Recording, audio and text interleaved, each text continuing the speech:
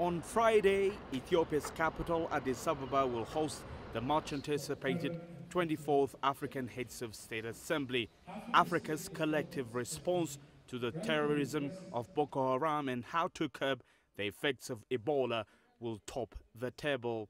There will also be discussion around Ebola.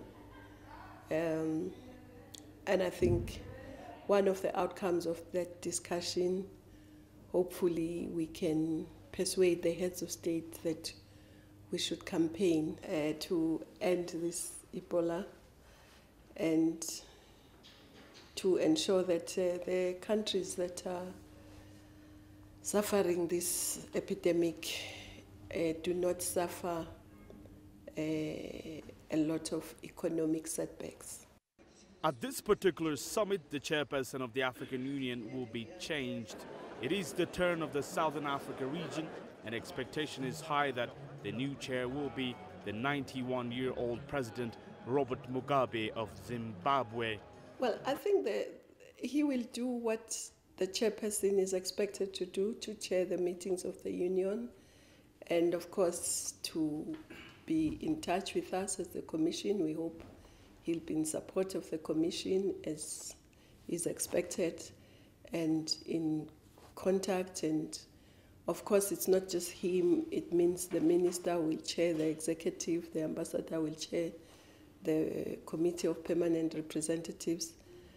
We expect that he will give us the necessary support, and he will chair the committee of his peers, the assembly, and will do what is necessary.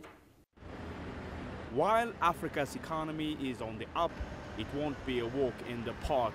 The continent needs to find adequate and alternative means of financing its projects and tackle the effects of climate change. This is why the African Union formed the African Risk Capacity Insurance for member states to find quick financing to minimize the effects of disasters. Disasters in particular are areas where countries find it very hard to get the financing quickly in place to react to disasters. Longer term effects of those disasters are huge on developing countries. They set back development, they put people back into poverty who are working themselves out of it. So what we're trying to do is to facilitate a better flow of funding, which both is quicker and more responsive, but also includes the governments themselves in that response.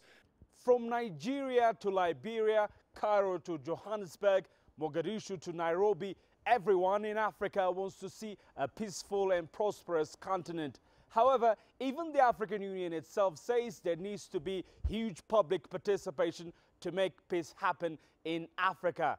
After all, the continent cannot afford to see another year of chaos. Girum, Chala, CCTV at the African Union headquarters in Addis Ababa.